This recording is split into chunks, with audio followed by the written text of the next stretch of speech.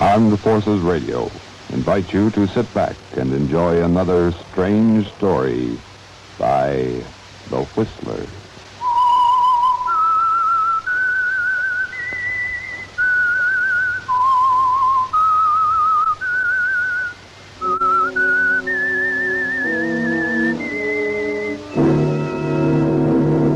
I am the Whistler, and I know many things, for I walk by night. I know many strange tales hidden in the hearts of men and women who have stepped into the shadows. Yes, I know the nameless terrors of which they dare not speak.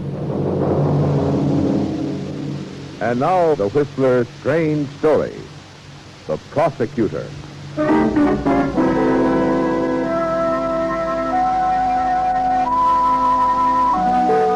The courtroom was tense now.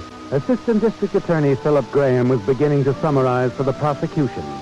In the case of the People versus Thomas Anderson, the thrill of success was in his speech as he moved in for the kill. Ladies and gentlemen of the jury, in addition to the fact that circumstance links the defendant irrevocably to the killing, he still persists in his refusal to testify. Still offers no explanation as to his whereabouts on the night in question, solely on the basis of possible self-incrimination. And you were right, weren't you, Philip? Less than 10 minutes after the jury retired, they walked back in with a verdict you knew was coming. And Tom Anderson was on his way to the cell in condemned row. But that wasn't all, Philip. No, far from it. Most important was what your colleagues were saying as they clustered around you.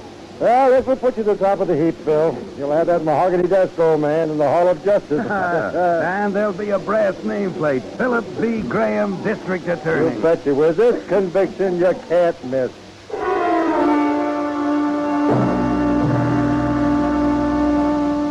And they were right, weren't they, Philip? The voters made it official 2 weeks later. And only you know what kind of a job you really did.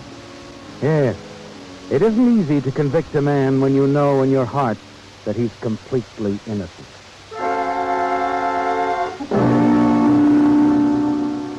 But you're not thinking about that at the victory celebration. There's too much else going on. Congratulations, backslapping, important people. And above all, a beautiful brown-haired girl with clear blue eyes and a quick, easy smile. I didn't quite get that name. Corinne Scott. Oh, Mr. Graham, how wonderful to actually meet you. Oh, not at all. The pleasure's mine. I know you've heard it many times, Mr. Graham, but, well, I thought you were magnificent at the Anderson trial. No, I was only doing my job. A public prosecutor. It's almost like playing fate. Oh, now, wait a minute. I mean, the idea of holding the fate of a fellow human being in the palm of your hand. It's a little frightening. It's such a responsibility. Yes, it is a responsibility. Of course, we make pretty certain of our facts before we step into a courtroom and start making accusations. Of course you do. Old American custom, you know, a man is innocent until proven guilty. But just think, Mr. Graham, in this case, the jury was about to let that killer go free. Why, if it hadn't been for you... Yes, I had a feeling about Tommy Anderson from the very beginning. It must have been a very hard fight. It wasn't easy. Of course, if a man knows what he's doing and... And where he's going. What do you mean? Well, I guess I admire ambitious men, Mr. Graham. I admire them very much. Thank you, Miss Scott. I probably shouldn't say this, but... Please do. Well, I think this is a silly way to celebrate anything so important as becoming district attorney. A stuffy reception and a lot of politicians. Now, if I were running things... Yes. I'd get rid of the politicians. I'd reserve a table for two at a little restaurant I know, where the steaks are heavenly and there's vintage wine, crepe Suzette. And champagne? There's Clicquot 1940, no less. How does it sound? You're a pretty good salesman. Well, that's all. That's what I do. And when would you do it? Oh, tomorrow night, perhaps. Say about 9. You know I'm a married man, of course. What's that got to do with the victory celebration? Well, if that's the way you look at it. 9 o'clock tomorrow night. All right, Miss Scott.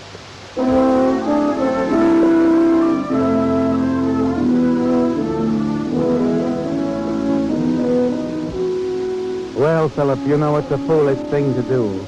But there's something in the way she looks up at you and smiles that makes it all sound very reasonable. And you forget about everything else. Your wife, your son David in medical school, his good friend, Professor Bentley, who thinks you're the greatest man who ever lived.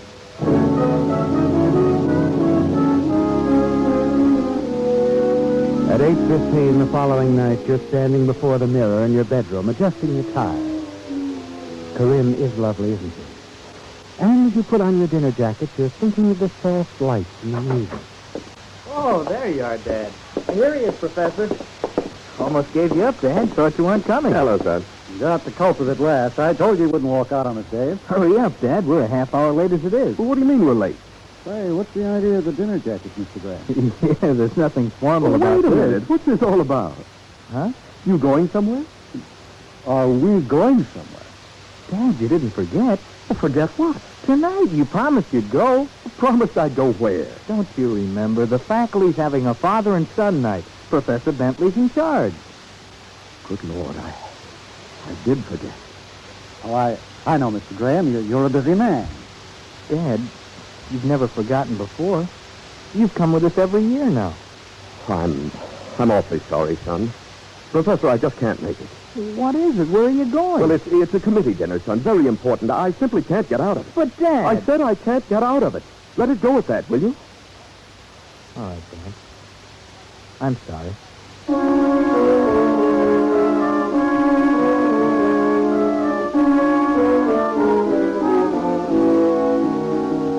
And that was the beginning, Philip. You didn't know it then, but you made a choice that night. A choice between your family, your home, and Corinne. And as you and Corinne continued to meet secretly during the weeks that followed, it began to worry you. Not your family, of course. It was your position, your reputation. Oh, Philip, I think it's wonderful. All you've accomplished. Corinne, there's something You I don't think... have to say it, Philip. I know what you're thinking. Do you? You're wondering when I'm going to tell you I want out. When I'm going to tire of loving a man I can never be seen with. Corinne, dear, Isn't that it? frankly, yes. Please don't think about it anymore. I don't want to break up your home. I never will, darling. Because it would hurt the very thing I admire you for most of all. Your career. That's all.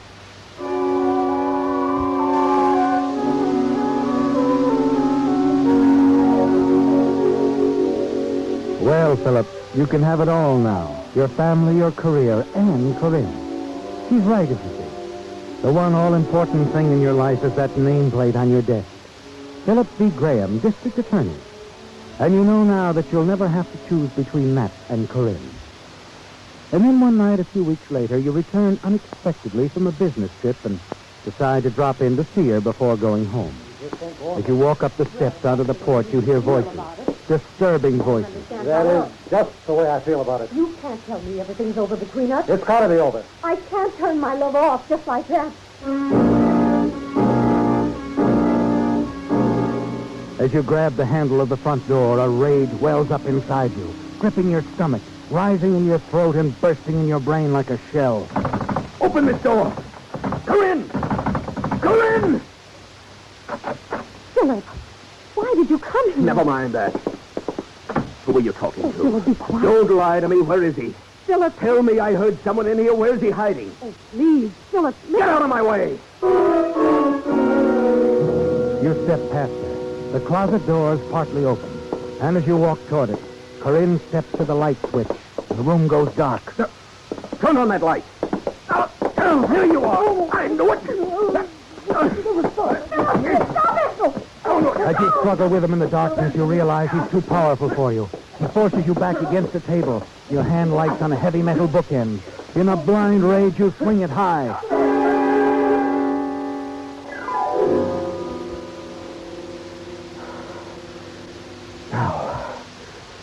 Now you'd better turn on the lights, Corinne. Philip. Hurry up. All right. Good Lord. Oh, Philip, why did you do it? He didn't mean anything to me. Nothing at all. He came here because he found out about us. He wanted me to stay away from you. Oh, get some water quickly. It's no use. He's dead. Oh, no. You killed Professor Bentley, your son's best friend.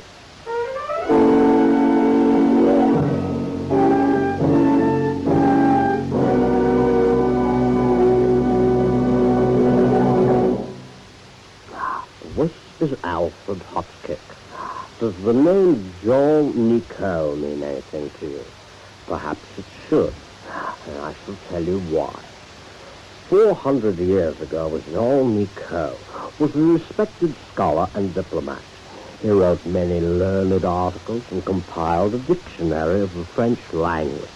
Quite appropriately, his own name came to be part of most later dictionaries. For you see, while Monsieur Nicot was serving as ambassador to Lisbon, he became fascinated by a strange plant that had been brought over from the new land of America. When he returned to his own country in 1560, he took some specimens of the plant with him, and in this manner he introduced tobacco to France. Nicot's countrymen began to associate his name with the smoke-producing leaves. But the older Indian word, which sounded like tobacco, became more common. Nicot, however, was not completely left out. His name lives on in nicotine, the poisonous drug in the plant he introduced to France. So there you have the moral of my story. Beware of those who would name something after you. Should it be the wrong thing, you may find your good name poisoned.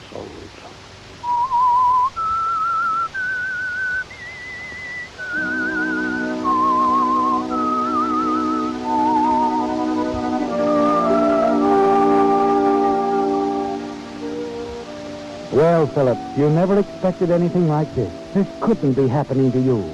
It's all so horrible, so fantastic. For weeks now, your association with Corinne Scott has seemed so completely wonderful. Now, with the suddenness of the jealous rage that spurred your wild action there in the dark room, a beautiful dream is turned into a nightmare. And Professor Bentley, gentle, friendly Professor Bentley, your son David's friend, lies dead at your feet.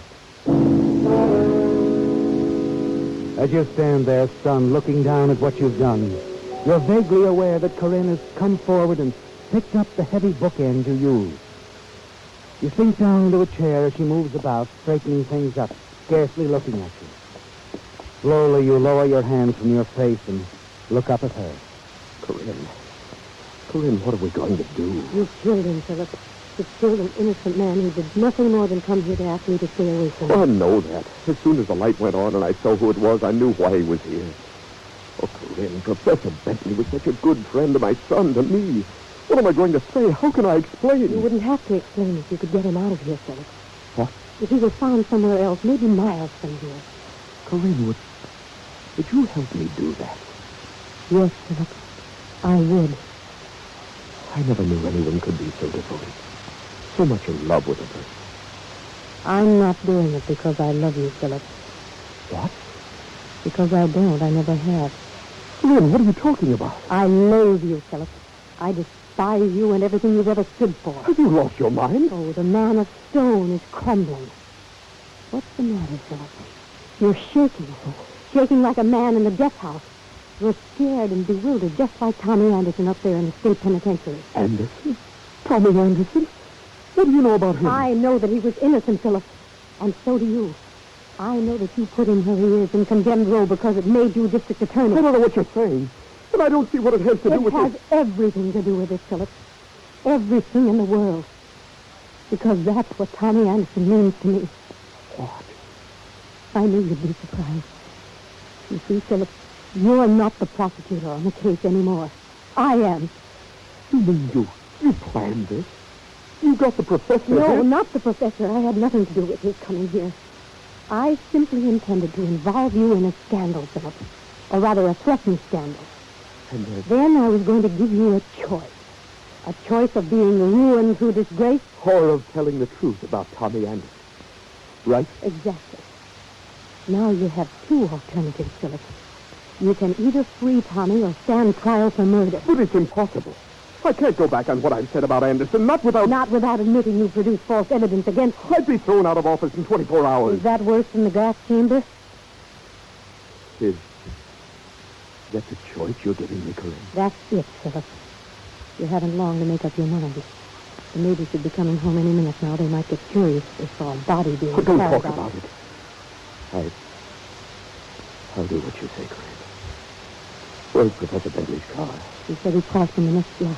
He didn't want to be seen. I'll go get it. I'll go with you. You don't have to. I'll come back. I'm sure you'll come back. Because, you see, while I was taking up around here, I hid that bookend. The one with your fingerprints all over it. Not missing a bit, I can't afford to. Tommy Anderson's life depends on it. Shall we go?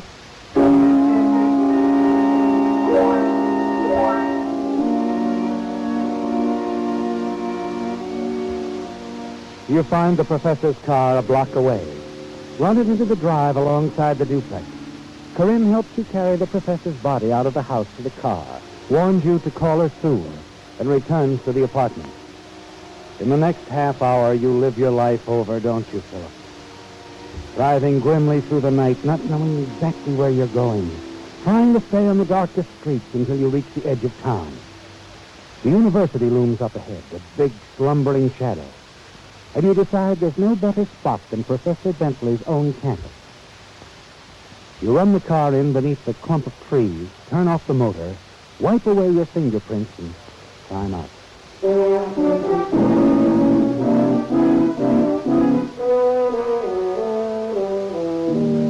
Some distance from the campus, you swing onto a trolley car and get off 20 minutes later and walk the few blocks to your home.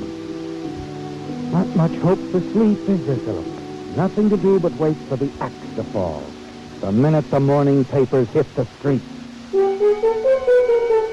X-ray paper, X-ray University Professor Swain, X-ray.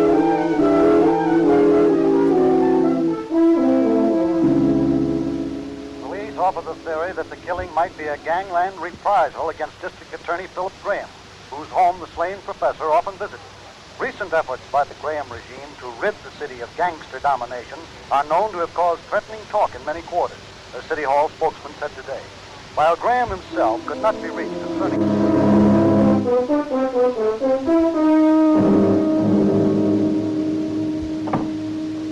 Hello, Phil. Hello, Matt. Anything new? Wish there was. The boys have been out of 48 hours now without arrest. You're not giving up, are you? You know me better than that. The day I give up, I'll resign as police commissioner. They know what the professor meant to you and your boys, Phil. We'll get the guy who did it if it takes us 20 years. Oh, just a second. Yeah. There's a Miss Scott calling me. Wait a minute. I told her you were busy. She says it's quite important. All right, put her on. Hello, Philip? You called at a bad time. I'm busy with the police commissioner. Go ahead, Phil. Don't mind I'll me. be brief, Philip. I've waited 2 days now. That's all I intend to wait. I want a signed statement about Tommy. Look, I'll have to see you first. I told you I'm not going to wait any longer. It had better be tonight. All right, tonight. 9 o'clock? Make it 10. All right, 10. And I wouldn't be late if I were you. No, of course. Goodbye. Appointments, favors, business as usual. What do they think I am, anyway? Tough on you, I know, Phil. Well, I better get back and see if the boys did anything with the one lead we've got. What's that? The girl? A girl? We think the professor had a date with the girl that night. Some dame who was paid to lure him into the trap. You mean on the campus? He wasn't killed on the campus. We knew that from the first. He was probably murdered in the girl's apartment. Oh, I see. We're checking every move he made that night. We'll find her if she's alive. What do you mean by that? Well, she's a pretty important girl. To both our side and theirs. I wouldn't be surprised to find her in the river one of these mornings. I'll see you later, Phil.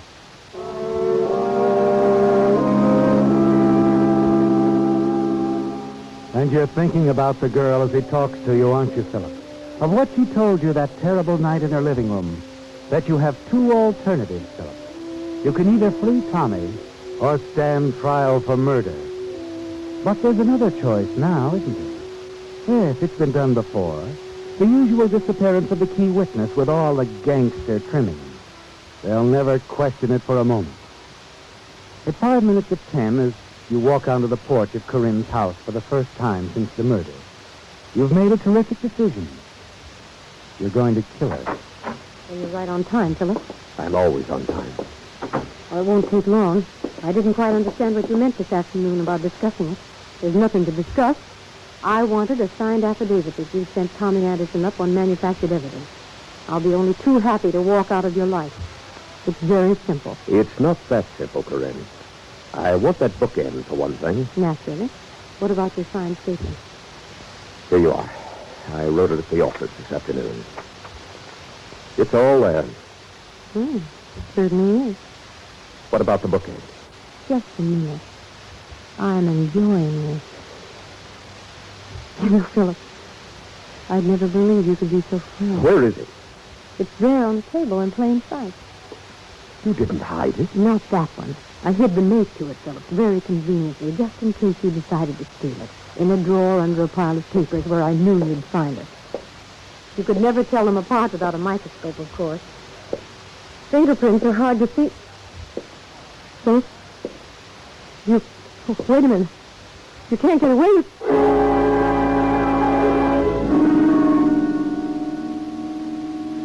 Sorry, Corinne. It's too bad you didn't realize there was a third choice.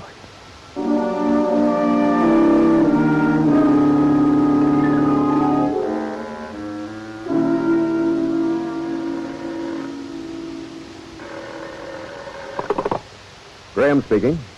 Bill, there's a big break in the Bentley case. Go on.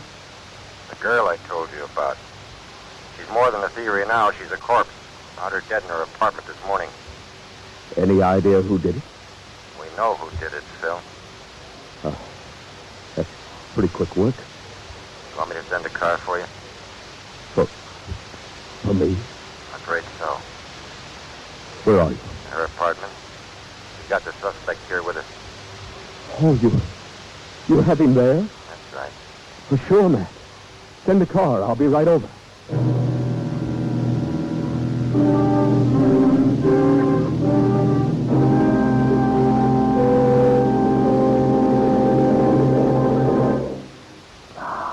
This is Alfred Hopkins speaking. Once upon a time, there was an Apache named Goyafle. Freely translated, this means one who yawns. Obviously, this was not a proper name for a warrior who wished to strike terror in his opponent. So Goyafle, perhaps after consulting an early-day version of an actor's agent, selected a name which he felt was more appropriate. Soon, he was the terror of the Southwest. Throughout the area, people trembled with fear when they heard the name Geronimo. Years later, of course, Goyafle's nom de guerre came into different use. American parachutists added it to the English language when they cried Geronimo as they leaped from their planes. The exact meaning of their cry is a bit obscure. Old Geronimo, by the way, did not die in battle. He retired to reservation life in order to work on his memoirs and join the Dutch Reformed Church. May I add, there is absolutely no truth to the stories that Geronimo entitled his autobiography, "They laughed when I raided a village, and then I changed my name." The idea is absurd.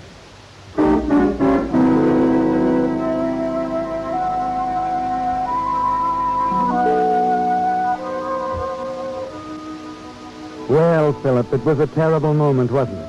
Listening to Police Commissioner Matthews telling you over the telephone they knew who killed Corinne Scott, while your mind reached out frantically for some detail you might have overlooked. The bookend, the bottom of the river where it belonged, the affidavit, carefully burned after you left the apartment. Fingerprints, tire tracks, witnesses, you'd been too careful for that. Then the wonderful words that almost made your heart stop, that they had the suspect there with them. Someone else, Philip, had made a mistake, a staggering, wonderful mistake. The homicide squad is all over the apartment when you arrive. I'm glad you got here so soon, sir. I dropped everything, of course. Where's the suspect? In the bedroom. You know, Phil, I wish there was some mistake about this. Huh? For the first time in my life, I wish I had nothing to do with cracking a case. What are you talking about? Bring him in here, boys. Matthews, what do you mean by that? I was hoping we'd be wrong. There's just no other answer.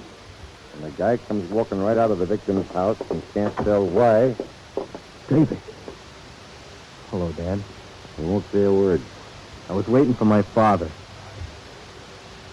She called me up early last night, Dad. She said she could tell me something about what happened to Professor Bentley. I came on over and she told me everything. I see. It sounded crazy. I told her it was a pack of lies. After I went home last night, I couldn't sleep. That's why I came back here this morning. And What did she tell you, David? I've said all I'm going to say. You know what that means, of course. I think so. Dad.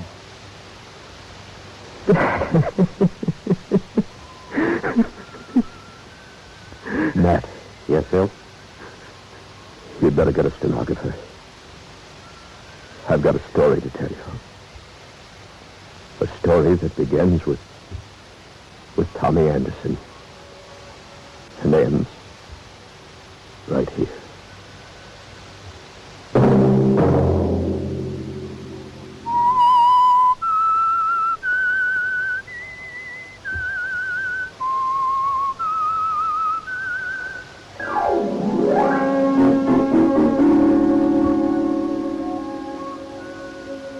Featured in tonight's story were Bill Foreman as the Whistler, Frank Nelson, Jeanette Nolan, Gil Stratton Jr., Hal Gerard, and Herbert Litton.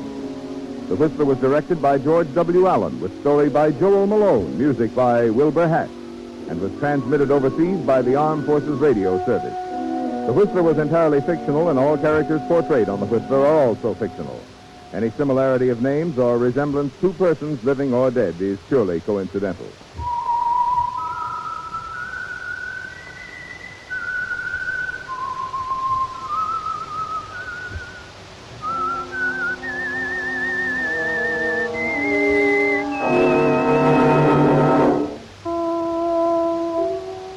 Tune in again next week at the same time for The Whistler.